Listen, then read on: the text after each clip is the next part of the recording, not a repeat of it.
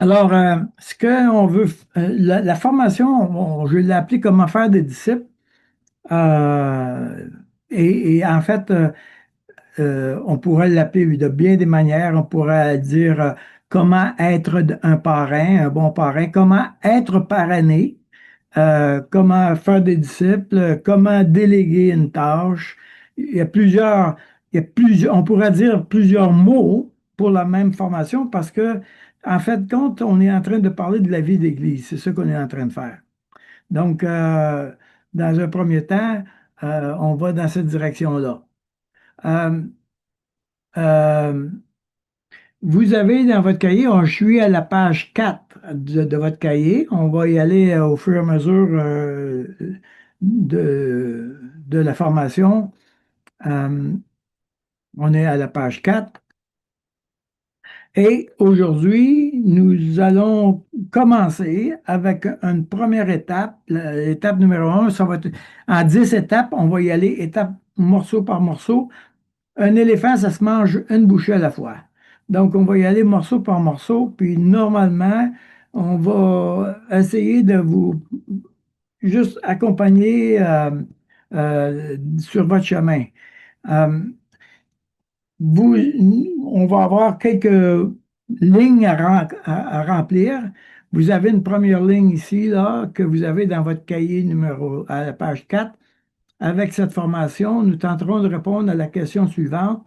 Suis-je prêt à accepter une responsabilité concrète, limitée et réelle? Ça c'est les mots à remplir. Vous devriez avoir ça dans sur l'écran. Vous avez ça en rouge, limitée et réelle, devant Dieu et avec les autres.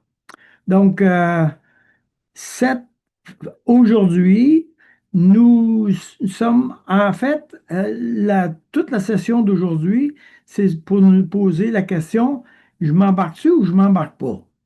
Je veux-tu embarquer dans ce processus-là ou je me sens pas prête à embarquer dans ce processus-là? Ça, c'est la première question qu'on va se poser ensemble. Et on va tenter de faire le tour un peu des, des questions qu'on peut avoir concernant euh, notre engagement. Est-ce que je suis prête à dire oui au Seigneur maintenant dans ma vie et dire oui au Seigneur euh, sans savoir dans quoi je m'embarque? Pourquoi? Parce que c'est comme ça que le Seigneur fait. Regardez bien. On va aller ensemble dans l'Exode, l'Ancien Testament, dans le chapitre 3, verset 1 à 12. On va la lire ensemble. Donc, prenez le temps d'ouvrir votre Bible et allez voir ce passage-là. Exode chapitre 3, verset 1 à 12. Je vous donne le temps de le rejoindre, d'aller le trouver, parce qu'on va juste voir comment Dieu fait les choses. Comment Dieu fait les choses.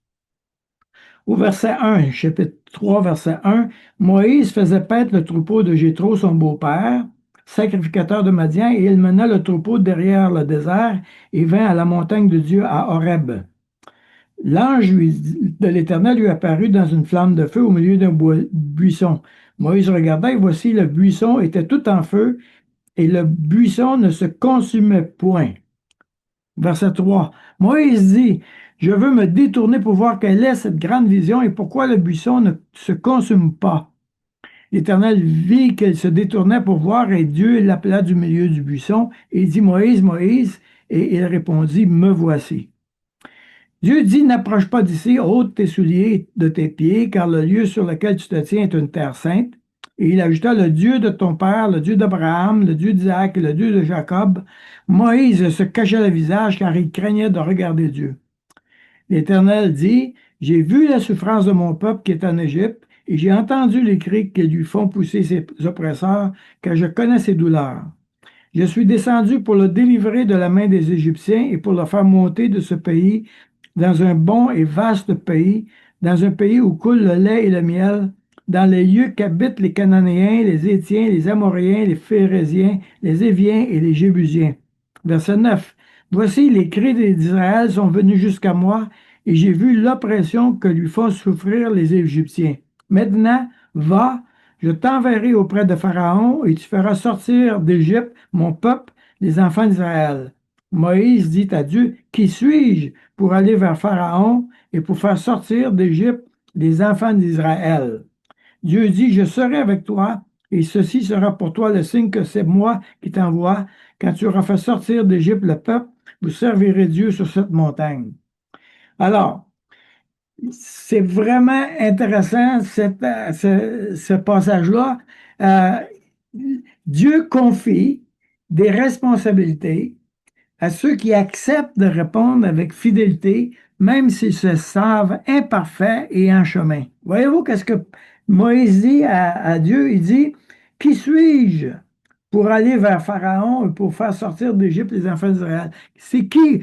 C'est qui, moi, là, tu me demandes de faire sortir le peuple d'Égypte?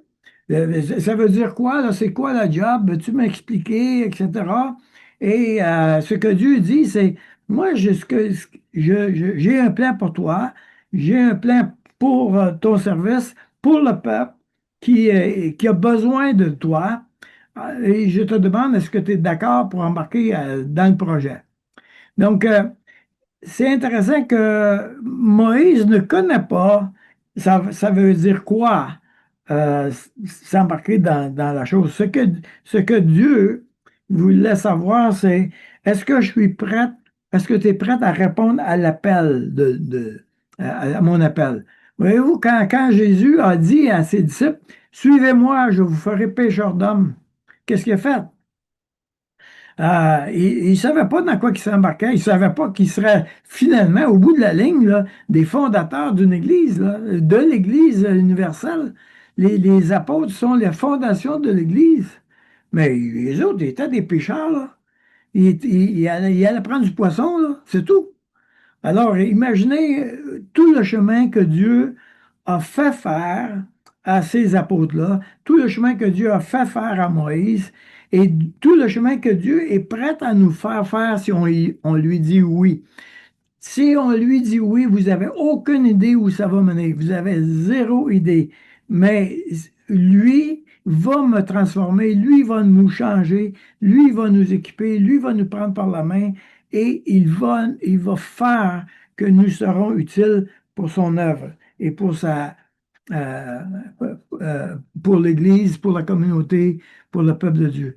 Donc, Dieu confie des responsabilités. Alors, on est à la deuxième phrase, à la page 4, le principe biblique. OK?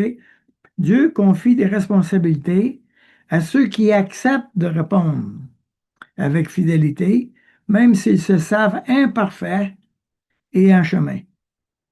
OK?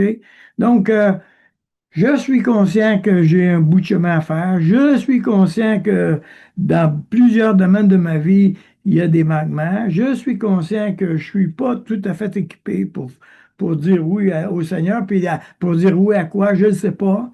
Mais on se lance par la foi, hein, n'est-ce pas? Oui, Seigneur, me voici, envoie-moi. C'est ça que Isaïe a dit. Me voici, Seigneur, envoie-moi. Sans savoir où est-ce que ça va aller. Imaginez, on commence dès le départ avec un acte de foi. On commence dès le départ en disant à Dieu, OK, je suis prêt, Seigneur, à dire oui, mais tu connais qui je suis, là. Tu sais dans quoi tu t'embarques, hein? Et tu vas avoir tu vas avoir d'ouvrage avec moi, là. Et en fait, il y a de l'ouvrage avec tout le monde, là, on s'entend. Alors, mais ce que Dieu dit, c'est si tu me dis oui, si tu es prêt à t'embarquer, moi je suis prêt à t'accompagner, puis je suis prêt à faire de toi un disciple, je suis prêt à toi de faire un pêcheur d'hommes, je suis prêt à toi à faire que tu vas être utile dans l'œuvre du Seigneur. OK? Donc, dans cette étape ici, actuellement, c'est ce que nous voulons faire aujourd'hui, et puis c'est assez simple. Ce que nous voulons faire dans cette étape, c'est nous voulons aider le futur parrain. Et là, quand on parle de futur parrain, attention là, euh, j'ai envie de dire, euh, ce qu'on va faire, on va parler de parrain au départ, mais on va tous être soit parrain, soit parrain et parrainé. Personnellement, dans ma vie, j'ai un parrain, voyez-vous. C'est jamais fini parce qu'il y a toujours quelqu'un à quelque part qui peut m'apprendre quelque chose, qui peut m'emmener plus loin. Puis moi, je peux parrainer quelqu'un parce qu'il y a toujours quelqu'un à quelque part que je peux accompagner pour faire avancer avec le Seigneur. Donc, je suis des fois parrainé, des fois parrain. OK, alors quand on va parler du futur parrain, on- on va parler d'un côté, bien sûr, parce que éventuellement, vous allez voir que vous allez tous être parrains ou parraines ou marraines, OK? À quelque part. Et je vais vous expliquer comment ça marche et puis pourquoi est-ce que c'est possible. Même si tu dis, ah ben moi, je vais juste commencer dans le Seigneur, etc. Je ne sais pas quoi je peux faire, je n'ai pas de compétences, je ne connais rien dans la Bible. Non.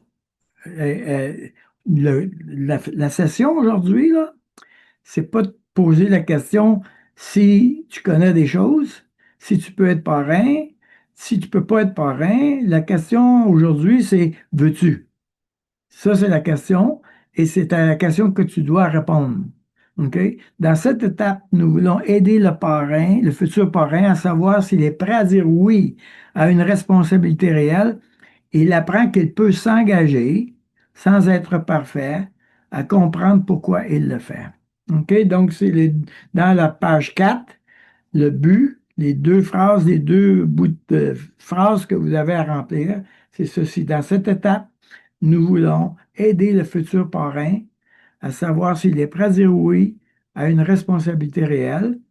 Il apprend qu'il peut s'engager sans être parfait, à comprendre pourquoi il le fait. Alors donc, ça, c'est dans cette direction-là qu'on veut aller. Et, euh, et le besoin dans lequel nous sommes euh, orientés, c'est de comprendre que le besoin, le futur a besoin d'être assuré, il veut savoir s'il est légitime. OK? Donc, on veut répondre à cette question-là. Est-ce que j'ai le droit d'être un parrain? Est-ce que j'ai le droit d'être une marraine, même si je ne connais pas grand-chose? OK? Et comprendre ce que l'on attend réellement de lui, pourquoi il s'engage et être assuré que la responsabilité est claire, limitée et soutenue par la communauté. Donc, on veut juste mettre ça clair. Est-ce que tu as le droit d'être parrain marraine et est-ce que tu comprends à quoi tu dois t'engager? OK? Donc, ça, c'est un peu l'idée euh, on veut vous accompagner. Alors, maintenant, euh, j'aime beaucoup ce graphique-là, je l'utilise souvent. Euh, Nous sommes en train, toutes les fois qu'on apprend que tu vas être à l'école, tu vas prendre un cours de métier, tu vas prendre un cours de profession, n'importe quoi que tu apprends, OK? Au départ, on est inconscient, incompétent, c'est-à-dire qu'on ne sait pas qu'on ne sait pas, puis on ne sait pas qu'est-ce qu'on ne sait pas, OK? Donc, on part là, et puis je pars avec l'idée qu'on est tous là, là. On part ici, nous autres, là, toute la gang. OK?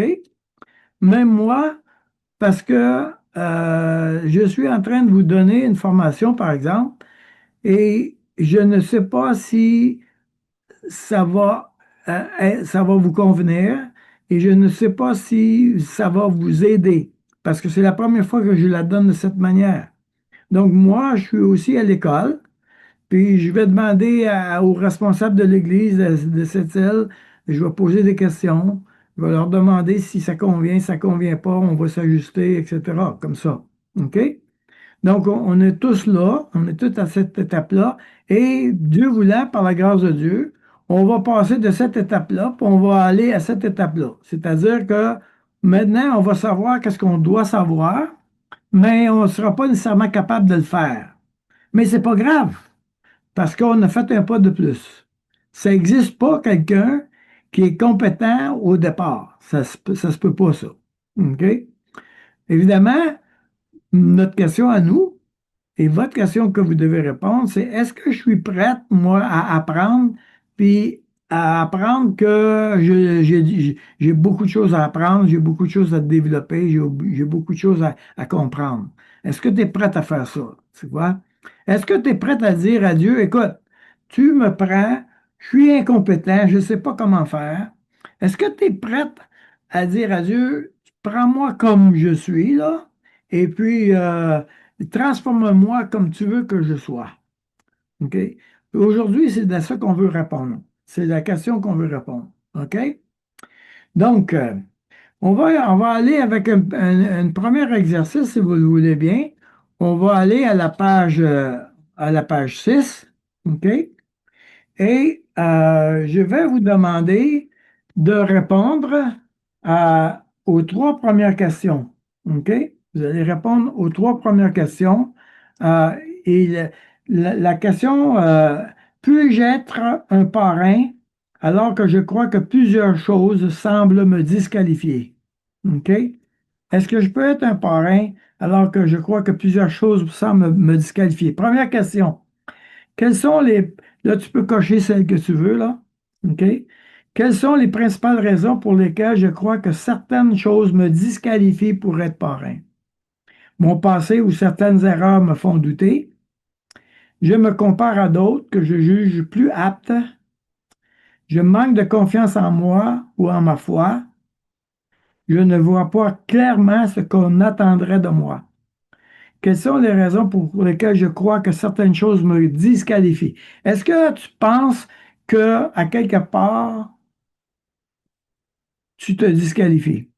OK? Et on te pose cette question-là. Moi, j'ai des doutes. J'ai encore des doutes avec la première question, là. OK?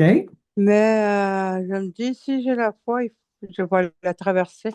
Mais j'ai des doutes pareils, même après tant d'années de vie chrétienne, là. C'est comme si je recommençais à zéro.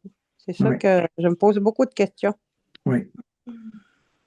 Alors, on peut raisonnablement penser que les doutes vont faire partie de ma décision, n'est-ce pas? J'ai un doute, je me questionne, je ne sais pas si je peux. euh, voilà. Maintenant, le mot là, dans la question, voyez-vous, si vous regardez le mot, là, je crois que certaines choses me disqualifient. OK? Ce mot-là là, est majeur. OK? Parce que quelquefois, on s'auto-disqualifie. C'est nous qui nous disqualifions. On n'a même pas besoin des autres. On est juste capable de faire ça tout seul. OK? Est-ce que je suis dans une position où moi, je vais m'auto-disqualifier? OK? Comment, et une des choses qu'on peut se poser comme question, OK, c'est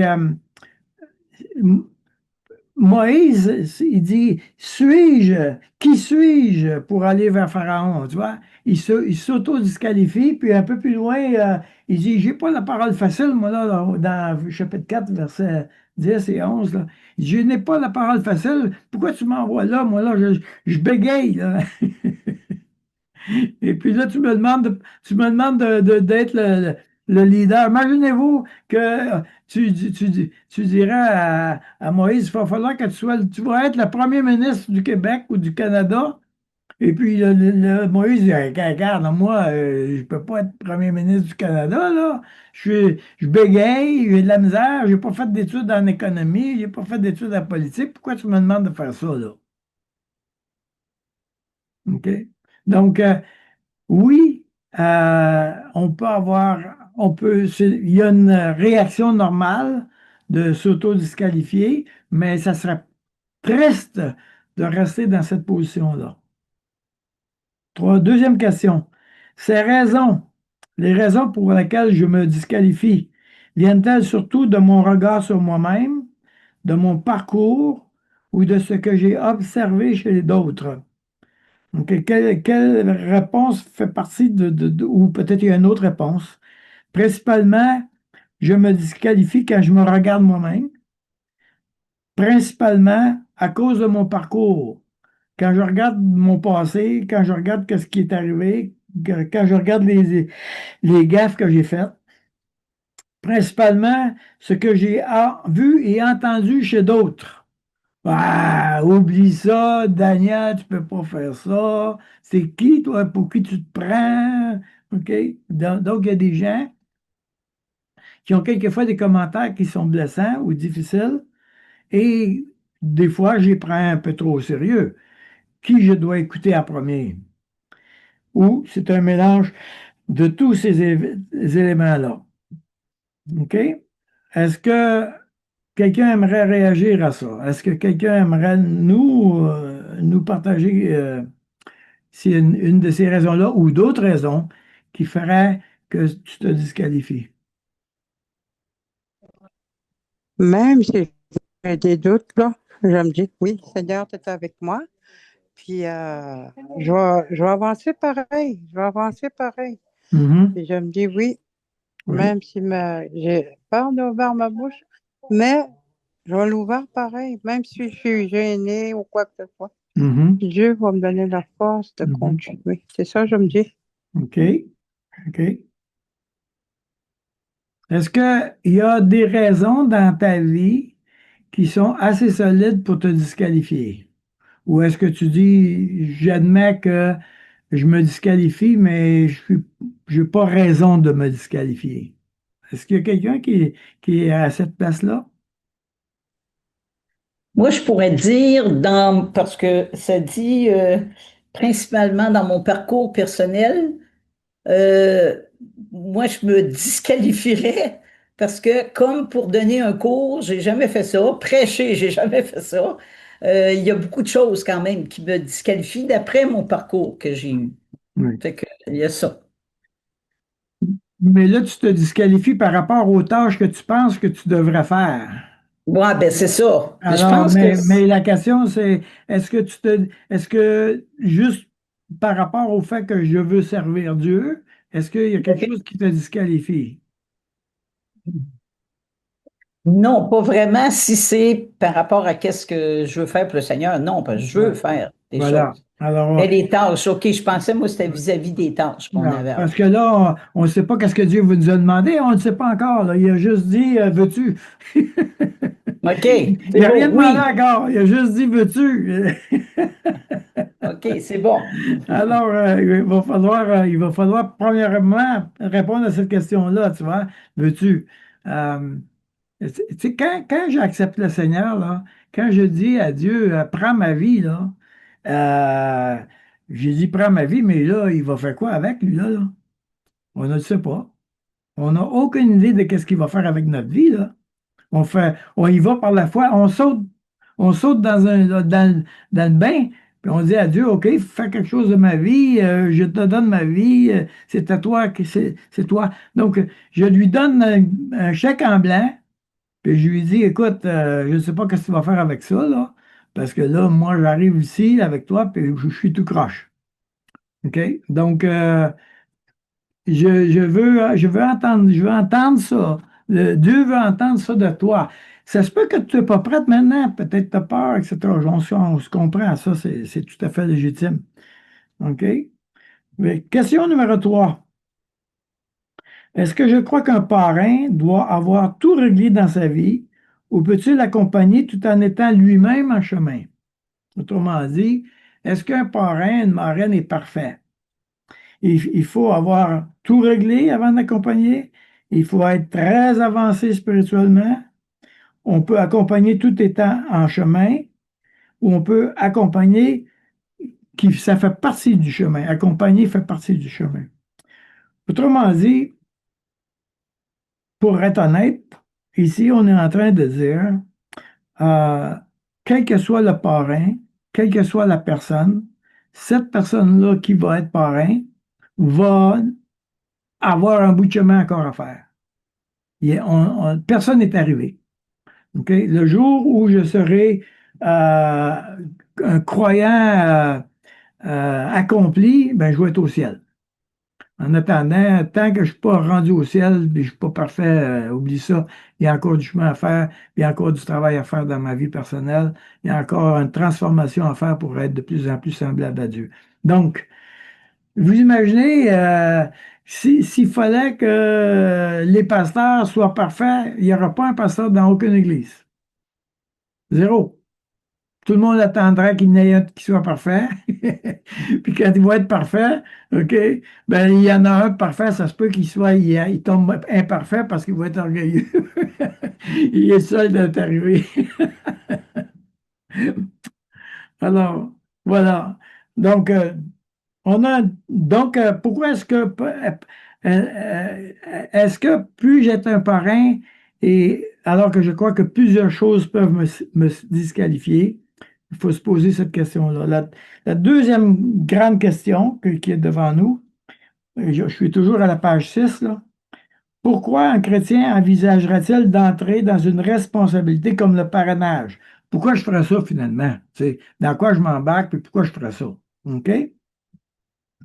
Alors, qu'est-ce qui me semblerait être une bonne raison d'envisager de parrainer quelqu'un?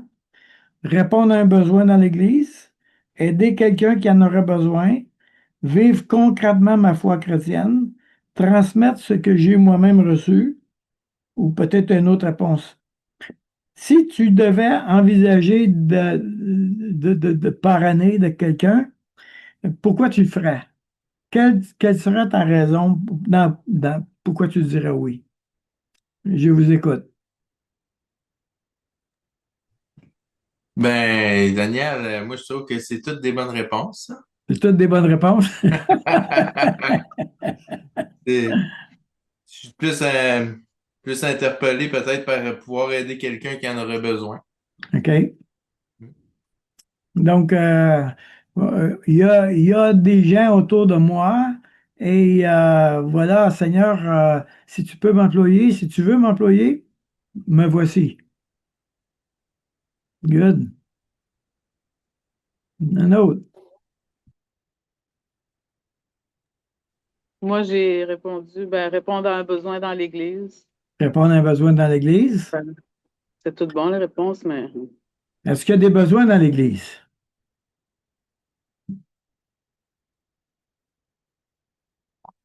Et oh oui, il y en a beaucoup. l'Église associée n'a pas beaucoup de besoins, hein? Je pense que on a un besoin, oui, on a un manque aussi dans l'Église. Mhm. Mais moi, Je comme, suis là. j'ai peur. Moi, c'est la peur qui me dirige. Mhm. Je suis pas prête à parrainer quelqu'un. Je suis prête à écouter. Je suis prête à être là pour quelqu'un. Mais, tu sais, tantôt, tu posais la question pour le parrainage, pourquoi, puis tout ça. Puis là, je réfléchis à ça. Moi, par manque de foi, je suis pas prête à parrainer quelqu'un. Vraiment, là, je me dis dans ma tête, là, comment un aveugle peut-il guider un autre aveugle? Tu sais, je suis pas prête, moi. Pourquoi? Tu sais, j'ai de la misère avec ça, mais le parrainage, je sais pas si tu me comprends, là. Oui, oui, J'ai peur je- d'induire quelqu'un en erreur aussi par, en tout oui, cas, je sais pas. oui. Est-ce que tu es prête à apprendre à parrainer? Oui, mais il y a tout le temps des mais, moi, dans ma tête. Oui. J'ai de la misère avec ça, là, de diriger quelqu'un. J'arrive, tu sais, j'essaye dans ma vie de me diriger, puis je demande à Dieu de me diriger tout le temps, là. Mais d'aider quelqu'un à diriger, je sais pas, j'ai de la misère avec ça, vraiment, là. Je suis contente qu'il y en a d'autres qui sont plus ouverts que moi. Tu sais, Alors, ce que tu dis, c'est, je suis d'accord d'être parrainé et je suis d'accord d'apprendre à parrainer. oui, Good, good, t'es dans le bon cours. Ça, c'est le but. Le but, c'est d'apprendre à parrainer. Alors, on est dans le bon cours. Tu manques pas ton coup, là. je sais, moi, qu'à l'église, là, il y a beaucoup, beaucoup de besoins, beaucoup de besoins. Ah, Mais ah. moi-même, je ferai rien, je n'irai pas aux besoins comme garderie ou à pouponnerie, là. Mais pour les tâches de ménage, encore moins. Mais quand il va y avoir un repas ou quoi que ce soit, je vais m'impliquer là-dedans. Mais Donc, pas pour les pour le, grosses pour, tâches, là. pour le moment, pour le moment, personne ne sait quelle tâche que Dieu veut vous donner. Personne. OK? Alors, partez pas avec l'idée d'une tâche Pas ou d'une autre. vraiment, on va faire ce que Dieu nous donne, mais c'est comme un jour, je suis rentrée à l'église de reculons, mais je suis sortie avec des ailes quand je suis sortie de là, en Mhm. voulant dire que Dieu me donne la force de continuer pareil, même que ce soit la condition qu'on a. Oui. OK. Alors, on continue la prochaine question. On est à la page 7 là. La responsabilité de parrain est-elle un statut, une charge écrasante ou une responsabilité délimitée et accompagnée? On a déjà commencé à parler de ça. Qu'est-ce qui me fait le plus hésiter à entrer dans une responsabilité? Le manque de temps, la peur de l'échec ou de mal faire, le manque de clarté sur ce qui est attendu, la crainte que ça devienne trop lourd. Qu'est-ce qui me ferait hésiter à aller d'avant? Donc, quelques-uns d'entre vous ont déjà répondu à cette question-là par la bande. Est-ce que d'autres aimeraient rajouter quelque chose? Qu'est-ce qui te ferait hésiter à dire oui? Nous sommes en train de nous poser la question, est-ce que je suis prête à dire oui maintenant, à m'engager à dire oui à Dieu, même si je ne sais pas du tout dans quoi je m'embarque? Est-ce que je me suis prête à faire confiance à Dieu, qu'il va me prendre par la main puis il va me conduire et qu'il va utiliser, par exemple, cette formation-là dans ma vie personnelle pour me faire avancer un peu plus loin? Euh, c'est la question pour laquelle vous devez répondre ce soir. Parce que c'est ça qui, évidemment, on entre dans la formation et tu ne sais pas dans quoi tu t'embarques, tu ne sais pas qu'est-ce que Dieu va te demander. Peut-être il ne te demandera rien, mais que tu vas apprendre quelque chose. C'est possible, je ne sais pas. Dieu, habituellement, il met les deux ensemble. C'est-à-dire, tu as la foi du cœur avec la tête, mais tu as la foi avec les mains aussi. On met à la fois notre confiance en Dieu du cœur, mais aussi la foi sans les œuvres, c'est pas la foi. Donc, c'est sûr qu'on va poser des actions dans nos vies personnelles autrement dit, euh, les, la- les bottines doivent suivre les babines. Il y a une expression comme ça. Les bottines doivent suivre les babines. Alors, si je dis à Dieu, me voici Seigneur, puis que je ne suis pas prête à poser des actions, euh, bien, il y a une difficulté là. L'action qu'on ne connaît pas, elle va être mesurée par rapport à ce que Dieu va te demander. Et quelquefois, Dieu nous demande quelque chose qu'on ne s'attendait pas que ça pourrait être aussi gros, et on ne croyait pas que Dieu pouvait nous utiliser dans ces choses-là. Donc, je veux dire, on ne connaît pas l'avenir à partir du moment où on dit oui à Dieu. Jamais dans ma vie, j'aurais pensé, quand j'ai accepté le Seigneur en dessous d'un camion, quelque part en mécanique, que je me retrouverais pasteur. Voyez-vous? C'est ça, c'est Dieu qui fait ça. C'est Dieu qui, à partir du moment où je dis oui à Dieu, lui, il va faire quelque chose qui va être totalement extraordinaire pour ma vie personnelle. OK? Donc, la question, je reviens encore à cette question-là. Est-ce que tu es prête à dire oui à t'embarquer, même si tu sais pas dans quoi tu t'embarques? OK? Alors, je vais juste regarder quelque chose, là. On y est. Daniel, Oui. j'ai levé ma main. Ah, je n'avais pas vu de dommage, dommage. Vas-y. Euh, En 1990, tu étais mon pasteur et Dieu m'a appelé à quelque chose à cette île, que j'étais complètement dans le brouillard.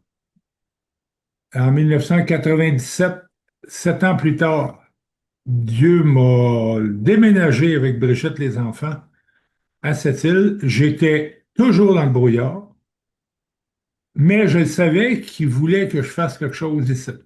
Mhm. Bon, je suis venu aider Terry et Jane.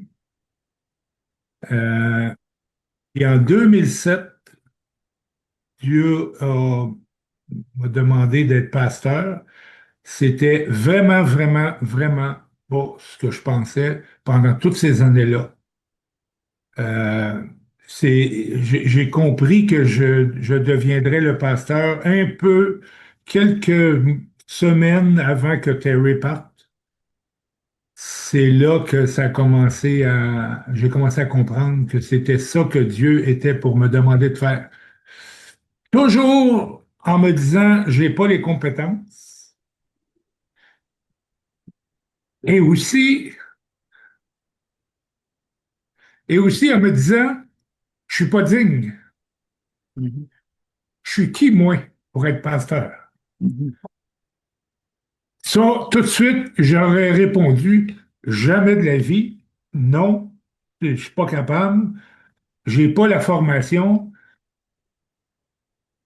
mais pourtant, ça fait 18 ans que je suis pasteur. C'est vraiment incompréhensible. Et c'est ça, en tout cas, c'est ça que je voulais partager aux autres.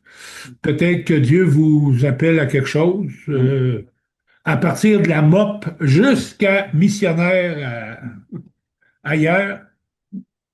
Ça va se décider un pas à la fois. Voilà. Voilà. C'est intéressant que l'apôtre Pierre a suivi Jésus pendant 3 ans. À la fin des 3 ans, il a renié Jésus, imaginez-vous. Il a renié Jésus. Quand Jésus est revenu, quand il est ressuscité, puis il est revenu, il s'est assis avec Pierre, puis il a dit, écoute-moi bien, Pierre, regarde-moi ça dans les yeux, là. Est-ce que tu m'aimes? Hey, c'était ouh, il venait de le renier, là. Lui, il était cheap, hein? Il devait filer cheap dans ses bottines, pas à peu près. Écoute, il venait de renier Jésus, puis là, Jésus, du mot, il regarde dans les prunelles des yeux, puis il dit, est-ce que tu m'aimes? Puis il dit à Pierre, tu vas pas être mes brebis. Attends une minute, là. Si j'avais été Pierre, j'aurais dit, écoute, là, je suis complètement disqualifié, je t'ai renié. Comment tu peux me demander de paître des brebis quand moi, je viens de faire que je t'ai fait un coup bas, là? OK? Voyez-vous? Mais la question que Jésus a posée, c'est, t'embarques-tu ou t'embarques pas? Tu dis-tu oui ou non?